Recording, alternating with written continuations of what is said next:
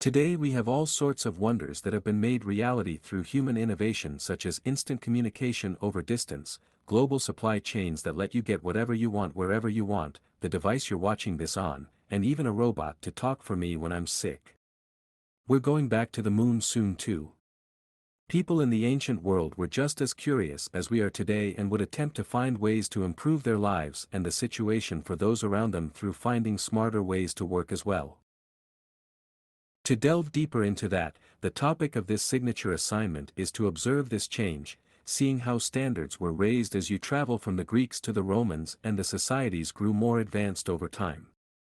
To start with a focus on Greece in the 7th century BC, we find a strong focus placed on divine attribution.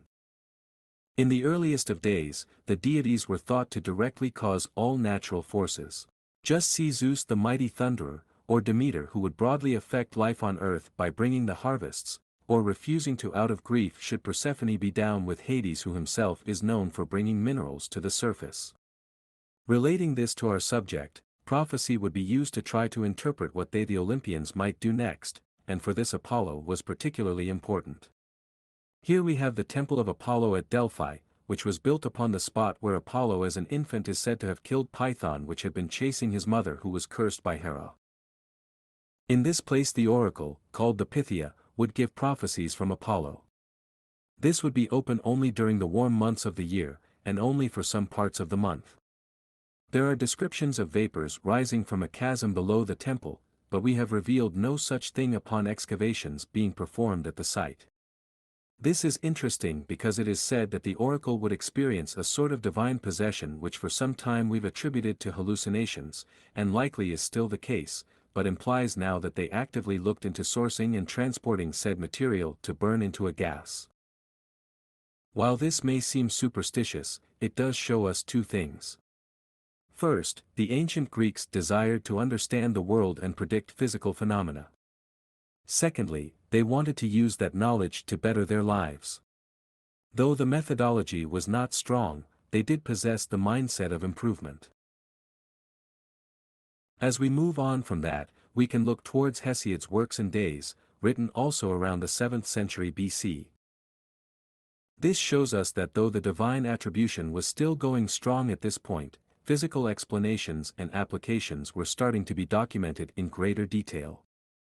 Hesiod tells that the pantheon is what brings change to the world through myths associated with them, but he also details how they relate to physical observations such as the Pleiades with the growing season and sailing. This shows us how the two aspects of life intertwine. Hesiod makes passing mention of but does not elaborate upon the myths behind the natural phenomena much, treating them as self-evident facts of life and common knowledge as he goes on to focus on the implications. This shows us that the myths, while holding an important cultural role and still being described as a root cause, were also just the first part of the explanation which did not simply handwave the more technical aspects of how things work.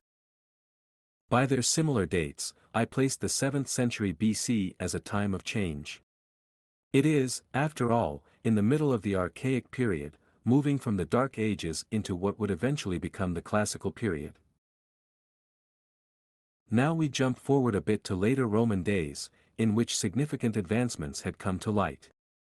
They had quite innovative infrastructure and one of the best transport networks centered of course around the Mediterranean which helped with that. All roads lead to Rome, I suppose. To begin with this, let us speak now about the story by Lucian of Samosata titled, A True Story. It's a book told as a travelogue through drastic and absurd exaggeration and is the first work of fiction recorded throughout history to include space travel and interplanetary warfare. In it, Lucian sails past the Pillars of Hercules and is taken into space by a storm with his crew, intervenes in a war between the inhabitants of the Sun and the Moon, then returns to Earth where he meets figures such as Odysseus and eventually finds a lost continent before being left on a cliffhanger. Though very interesting, it is not actually the science fiction aspects which we are addressing here, but rather the fact that it is a satire. Lucian repeatedly states that it is a true story, and in fact, the only truthful one ever written, but that is because it is the only to confess also that it is a complete falsehood. He critiques his contemporaries through it, and says regarding not just them but also past figures such as Homer. What did surprise me was their supposition that nobody would notice they were lying. This shows us the mindset of a man against others telling absurd stories as fact, someone who has a strong sense of devotion towards academic integrity.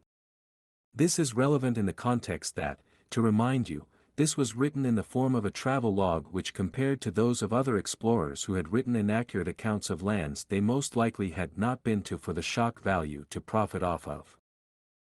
In essence, one might even call this the first peer review as well. Finally, we have the Yalopile. This is a Greek invention, showing that they're still kicking, but it is later in the times of the Roman Republic, so it counts for this. But what is the Yalopile, one might wonder. The fun thing is that it is the earliest documented application of steam power. Anyone with even a passing interest in the sciences should understand the implications of this. So what did they do with this? Did they make trains for mass transport? Steam ships to head to the Americas? Factories for rapid industrialization?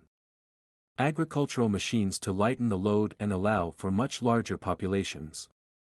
That's the funny thing, they did none of that. It was just seen as a curiosity, and they had slaves to do the work, after all. That said, while it may disappoint that they didn't do much with that, it still shows us something.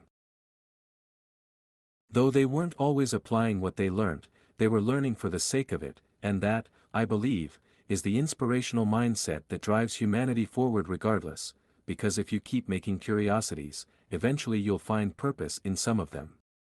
That is why I believe this to be an important artifact to discuss, rather than the times they did apply what they learnt, such as for heated floors, alongside the fact that it's just cool to see that they had what it took to kickstart the Industrial Revolution even if they passed it up.